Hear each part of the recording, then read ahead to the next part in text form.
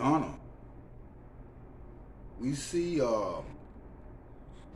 that Gunna is in a situation, the Rico situation, and we see that a lot of artists is supporting Gunna. You know what I'm saying? Like they rooting for Gunna because they see through the water. We even hearing reports of they pulling some of Gunna violent charges back, saying that he had nothing to do with that part of the game. Which that is a big plus, fam, because that's the main part of the game that gonna hide you for a minute. So people pretty much looking at it and say, Gunna might come out and be able to do it again and represent for himself, his fans, and his family. Let's talk about P. Diddy, fam. We know that Diddy, bad boy Diddy, been in the game a minute. Diddy have seen so many artists come and go. Diddy was even there with the Pac, first hand with the Pac and Biggie beef. Can you imagine? You know, up until now, to back in them days, what Diddy have seen when it come to the transition of hip hop, or when it come to artists dying, period, in hip hop, fam. And Diddy have been real supportive of the hip hop community. I got to salute that. I got to salute Revolt. I got to salute everything Diddy have contributed to the hip hop community, fam. Now, when it comes to Gunna, Diddy took to his social media, fam, and he shared his conversation with Gunna that he had from the jailhouse with him. And in this conversation, Diddy was emotional. He even said, I hate to see you in this situation, but God got his way of opening our eyes towards situations, fam. And then he went on to say, fam, that God want us to dream big. This is Diddy talking. He said, usually when God hear my prayers, they shake. This is a billionaire we talking about.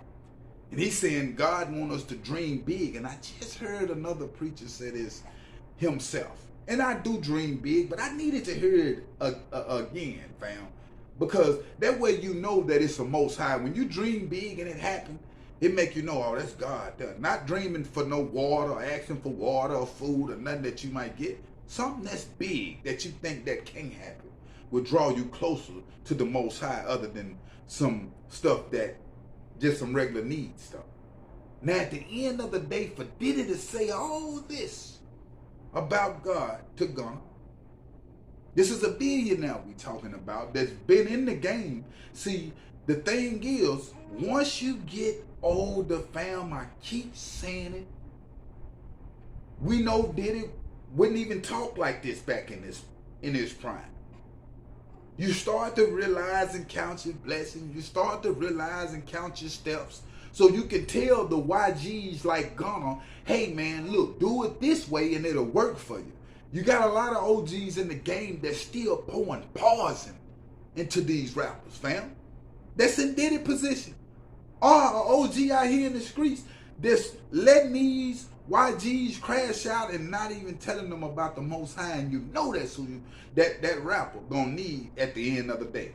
What more can you, if you telling an individual anything other than the Most High, when you on that phone with him and tell him about his situation, fam, you speaking from a selfish and your own perspective of things.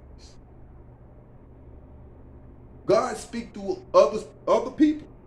He spoke through Diddy. I can see it in Gunna's voice. Like, hey man, I needed to hear that. Both say I love you, appreciate you.